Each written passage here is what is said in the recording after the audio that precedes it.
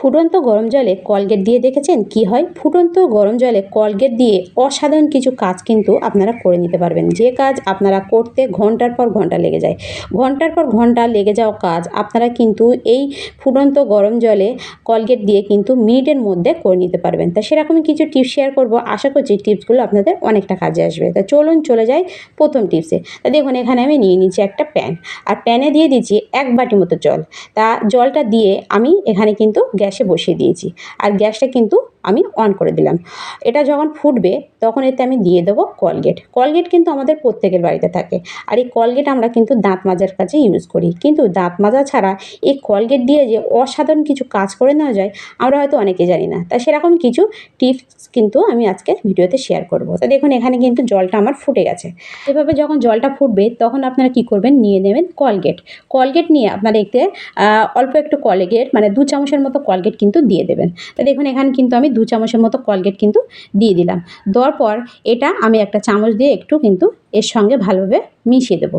এভাবে যখন মিশে যাবে মানে কলগেটটা জলের সঙ্গে যখন দেখবেন মিশে যাবে, একটু যখন গাঢ় হয়ে যাবে তখন আপনারা দিয়ে দেবেন আরেকটা জিনিস, সেটা হলো পাতিলেবু। পাতিলেবু কিন্তু আমাদের প্রত্যেকের বাড়িতে থাকে। তা দেখুন এখানে কিন্তু আমি কলগেটটা ভালোভাবে এই জলের সঙ্গে মানে ফুটন্ত জলের সঙ্গে মিশিয়ে দিলাম। এভাবে মিশে গেলে তারপরে আপনারা নিয়ে নেবেন পাতিলেবু। তো এখানে কিন্তু আমি একটা বড় সাইজের পাতিলেবু কিন্তু কেটে নিয়েছি। আমি বড় সাইজের পাতিলেবু পুরোটা কিন্তু এই মানে রেমেডিতে আমি কিন্তু ভালোভাবে নিংড়ে কিন্তু দিয়ে দেবো। আর এখানে কিন্তু আমি খোলাটাও কিন্তু এর সঙ্গে দিয়ে দেবো। তা আপনারা খোলাগুলো কিন্তু এর সঙ্গে দিয়ে দেবেন। এভাবে দেওয়ার পর তারপর আপনারা নিয়ে নেবেন আরেকটা জিনিস, সেটা হলো বেকিং সোডা মানে খাওয়ার সোডা। খাওয়ার সোডা আমাদের প্রত্যেকের বাড়িতে কিন্তু থাকে। তো এখানে কিন্তু আমি 1 চামচের মতো খাওয়ার সোডা দিয়ে দিচ্ছি। দেওয়ার পর এটা দেখবেন একদম কিন্তু ভালোভাবে কিন্তু ফুটে যাবে। তো এভাবে ফোটার পর যখন দেখবেন একটু গাঢ় হয়ে গেছে তখন আপনারা কী করবেন, এই রেমেডিটা নামিয়ে নেবেন। এটা নামিয়ে নিয়ে যখন একটু ঠান্ডা হবে তখন আপনারা নিয়ে নেবেন একটা পাত্র আর একটা ছাঁকুনি কিন্তু নিয়ে নেবেন। ছেঁকে মানে এটা একটু ছেঁকে নেবেন। তো এখানে কিন্তু আমি একটা পাত্র আর একটা মানে চা ছাঁকুনি কিন্তু নিয়ে নিয়েছি। নিয়ে এই রেমেডিটা কিন্তু আমি ছেঁকে দেবো। এভাবে ছাঁকার পর তারপর আমি নিয়ে নেবো একটা স্প্রে বোতল। আমাদের অনেকের বাড়িতে কিন্তু স্প্রে বোতল থাকে, অনেকের বাড়িতে থাকে না। তা যাদের বাড়িতে নেই তারা কিন্তু এরকম ধরনের যে ছোটো ছোটো কোল্ড ড্রিঙ্কের বোতলগুলো হয় সেই কোল্ড ড্রিঙ্কসের বোতল কিন্তু আপনারা নিয়ে নিতে পারেন। তো এখানে আমি কিন্তু একটা লিমকার বোতল কিন্তু নিয়ে নিচ্ছি। তো এতে আমি রেমেডিটা ভালোভাবে ঢেলে নেব। ঢালার পর এর ছিপিটা আপনারা কী করবেন, একটু কাঁটা চামচ গরম করে একটু ছিদ্র করে নেবেন। মানে ছিদ্র করলে দেখবেন স্প্রে বোতল মতো কিন্তু হয়ে যাবে। তো দেখুন এখানে কিন্তু আমার রেমেডিটা বোতলে ঢালা হয়ে গেছে। আর এই ছিপিটাও কিন্তু আমি ছিদ্র করে নিয়েছি আগে থেকে। তা চলুন দেখে নেওয়া যাক এটা আপনারা কী কী কাজে ইউজ করতে পারবেন। তো দেখুন আমরা প্রত্যেকেই কিন্তু এখন গ্যাসে রান্না করি। গ্যাসে বা চুলায় রান্না করলে দেখবেন এরকম কালি কিন্তু আমাদের হাঁড়ি পাতিলে হয়ে থাকে। তো এগুলো সাবান সার্ফ দিয়ে ঘষাঘষি করলে অনেকক্ষণ ঘষাঘষি করার পর কিন্তু এগুলো ওঠে। তা আপনারা যদি এই রেমেডিটা বানিয়ে রাখেন এটা কিন্তু কোনো রকম শরীরের জোর খাটানো ছাড়াই আপনারা কিন্তু এর থেকে বেশি কালি আপনারা কিন্তু খুব সহজে তুলে নিতে পারবেন। তা আপনারা কী করবেন, হাঁড়ি পাতিলের তলায় কালি মানে যেখানে এরকম কালি থাকবে সেই কালির উপর আপনি কী করবেন, একটু স্প্রে করবেন। স্প্রে করার পর একটা স্কচব্রাইট জালি নিয়ে এভাবে হালকা হাতে ঘষবেন। হালকা হাতে ঘষলে দেখবেন কালিগুলো খুব সুন্দরভাবে একদম উঠে যাবে। কোনো রকম কষ্ট ছাড়া আপনারা কিন্তু সামান্য এই জিনিসটা দিয়ে হাঁড়ি পাতিলের কালি বলুন বা যে কোনো ধরনের কালচে দাগ আপনারা কিন্তু খুব সহজে তুলে নিতে পারবেন। তো দেখুন আমি কিন্তু আপনাদের সামনেই করছি। এখানে কিন্তু আমি কোনো রকম শরীরের জোরও খাটাচ্ছি না। দেখুন সামান্য একটু ডলা দিচ্ছি কিন্তু হাঁড়ির তলায় যে কালিগুলো আছে খুব সহজে কিন্তু উঠে আসছে। এরপর আমি এটা ধুয়ে নেবো, ধুয়ে আপনাদের দেখাচ্ছি এটা কেমন পরিষ্কার হয়। দেখুন এখানে কিন্তু আমার ধোয়া হয়ে গেছে। আর পাতিলের তলায় কতটা মানে কালি ছিল সেটা কিন্তু আপনারা দেখেছেন। আর দেখুন একদম কিন্তু পরিষ্কার হয়ে গেছে। তো এইভাবে আপনারা কিন্তু এই টিপসটা করে দেখতে পারেন। এরপরে দেখুন আমাদের অনেকের বাড়িতে বেসিন থাকে। আর বেসিন থাকলে কিন্তু এরকম নোংরা হবে। তা আমাদের অনেকের বাড়িতে কিন্তু বেসিন পরিষ্কার করার ক্লিনার কিন্তু থাকে। তো অনেক সময় দেখবেন ক্লিনারটা হয়তো শেষ হয়ে যায়, যার জন্য আমরা হয়তো সাবান সার্ফ দিয়ে পরিষ্কার করি। তাতে কিন্তু খুব বেশি ভালো পরিষ্কার কিন্তু হয় না। তা আপনারা যদি এই রেমেডিটা বানিয়ে রাখেন, এটা দিয়ে আপনারা কিন্তু খুব সহজে আপনাদের বেসিন কিন্তু একদম নতুনের মতো চকচকে ঝকঝক করে নিতে পারবেন।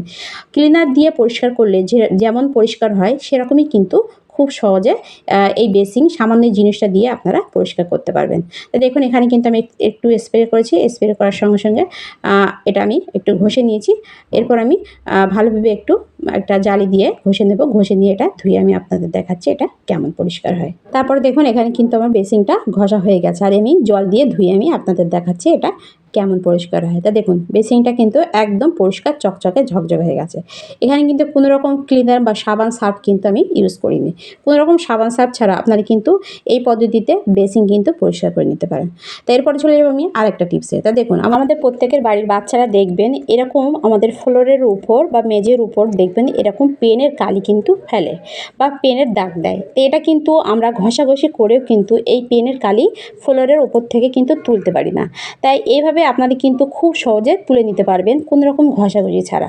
আপনারা যদি এই রেমেডিটা এভাবে এই পেনের কালির ওপর মানে যেখানে যেখানে পেনের কালি এভাবে পড়বে সেসব জায়গায় যদি আপনারা একটু দিয়ে সামান্য একটা জালি দিয়ে আপনারা যদি এইভাবে হালকা হাতে ঘষেন দেখবেন কালিগুলো কিন্তু খুব সুন্দরভাবে উঠে যায়। অনেক সময় দেখবেন এই কালি ফেলার জন্য আমরা বাচ্চাদের উপর বকাবকি করি। তা কোনো রকম বকাবকি না করে আমরা কিন্তু এরকম ফ্লোরের কালি বলুন বা পেন্সিলের দাগ কিন্তু আমরা খুব সহজে এই মানে রেমেডিটা দিয়ে কিন্তু তুলে নিতে পারি। তা দেখুন এখানে কিন্তু অনেকটাই কিন্তু পেনের কালি ছিল। তা দেখুন সামান্য একটু স্প্রে করে ডলার সঙ্গে সঙ্গে কিন্তু কালিগুলো খুব সহজে উঠে গেছে। তো এইভাবে কিন্তু এই রেমেডিটা দিয়ে আপনারা কিন্তু এই কাজটাও করে নিতে পারেন। পরে দেখুন আমাদের প্রত্যেকের রান্নাঘরে কিন্তু এরকম ছোট বটি বলুন বা এরকম কাঁচি ছুরি কিন্তু থাকে। এগুলো কি হয় কিছুদিন ইউজ করার পর এরকম কিন্তু মানে একদম কালো হয়ে যায় মরিচা ধরে আর এর ধারটা কিন্তু নষ্ট হয়ে যায়। কাঁচিতে বা বটিতে বলুন বা ছুরিতেও দেখবেন এই একই সমস্যা কিন্তু হয়। তো এগুলো কি করি আমরা হয়তো আবার বাজারে নিয়ে গিয়ে এগুলোকে একদম মানে ধার করে পরিষ্কার করে নিয়ে আসি। তা কোনো রকম পয়সা খরচ ছাড়া বা বাজারে না নিয়ে আপনি কিন্তু বাড়িতে বসে এগুলো কিন্তু একদম নতুনের মতো ধার করেও নিতে পারবেন বা এই মরিচাগুলো কিন্তু তুলে ফেলতে পারবেন। তা কীভাবে? তা আপনারা নিয়ে নেবেন কলগেট নিয়ে প্রথমে বটিতে এরকম মানে বটির এই পাতায় এভাবে লাগিয়ে দেবেন। লাগিয়ে দিয়ে তারপর আপনারা নিয়ে নেবেন একটা টিস্যু পেপার বা এরকম একটা মানে খাতার পেজও নিতে পারেন। নিয়ে বটির উপরে মানে প্রথমে কলগেট দিয়ে এভাবে তারপর আপনারা একটা মানে খাতার পেজ এভাবে দিয়ে দেবেন। দিয়ে এই রেমেডিটা আপনারা কী করবেন এর ওপরে দিয়ে দেবেন। এইভাবে দেওয়ার পর এটা আপনারা 5 থেকে 10 মিনিট এইভাবে রেখে দেবেন। এইভাবে রাখার পর দেখবেন একদম নতুনের মতো চকচকে ঝকঝকে হয়ে যাবে। দেখুন এখানে কিন্তু আমি রেমেডিটা দিয়ে দিয়েছি আর আমি 5 থেকে 10 মিনিট পর তারপর আমি আপনাদের দেখাচ্ছি। তা দেখুন একদম তোলার সঙ্গে সঙ্গে দেখুন বটিটা কতটা চকচক করছে। আর পুরোটা কিন্তু আমি এখনও ঘষিনি। তো এটা ভালোভাবে কিন্তু আমি একটু ঘষে নেব। ঘষে নিয়ে তারপর আমি আপনাদের দেখাচ্ছি। তা এভাবে আপনারা কিন্তু কোনো রকম পয়সা খরচ ছাড়া বা কোনো রকম ঝামেলা ছাড়া বাড়িতে থাকা ছুরি বটি কাঁচি কিন্তু এভাবে একদম নতুনের মতো ধার করে নিতে পারেন সামান্য এই জিনিসটা দিয়ে। দেখুন এখানে কিন্তু আমি একটা কসবের জালি নিয়ে নিয়েছি আর একটু ঘষে নেব। ঘষে ধুয়ে তারপর আমি আপনাদের দেখাচ্ছি। দেখুন কতটা পরিষ্কার হয়েছে। আর এ পাশে কিন্তু আমি এখনও পরিষ্কার করিনি। ওপাশটা যেমন ছিল কিন্তু তেমনই আছে। আর এই পাশটা দেখুন কতটা চকচক করছে।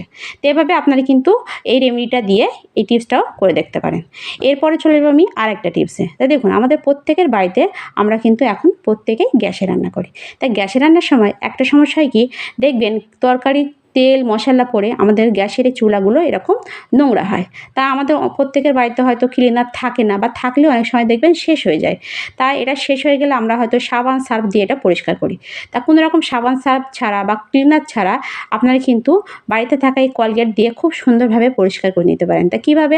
তা আপনারা নিয়ে নেবেন কলগেট নিয়ে একটু আঙুল দিয়ে এভাবে একটু ড্যাব ড্যাব করে লাগিয়ে দেবেন। লাগিয়ে দেওয়ার পর আপনারা একটা জালি নিয়ে এভাবে একটু মেজে নেবেন। এভাবে মাজার পর তারপর আপনারা একটা কাপড় নিয়ে এটা মুছে ফেলবেন। মুছে ফেললে দেখবেন এটা একদম নতুনের মতো চকচক ঝকঝক করছে। আর এটা দিয়ে আপনারা কিন্তু গ্যাসের যে অনেক জায়গায় দেখবেন মরিচা ধরে যায় সেই সব জায়গায়ও কিন্তু ওই রেমেডিটা দিয়ে আপনারা কিন্তু মরিচাগুলো খুব সুন্দরভাবে তুলে নিতে পারেন। দেখুন চুলাটা কতটা পরিষ্কার হয়েছে। তবে কোনো রকম পয়সা খরচ ছাড়া বা কোনো রকম ঝামেলা ছাড়া সামান্য একটু গরম জলে কলগেট মিশিয়ে আপনারা কিন্তু বাড়িতে থাকা যাবতীয় জিনিস কিন্তু এভাবে খুব সুন্দরভাবে পরিষ্কার করে নিতে পারেন। তো ভিডিওটি পর্যন্ত ভালো লাগলে লাইক কমেন্ট শেয়ার করতে বলবেন না। কোন টিপসটা ভালো লাগলো অবশ্যই কমেন্টে জানাতে বলবেন না। দেখা হবে নেক্সট ভিডিওয়ে। বাই।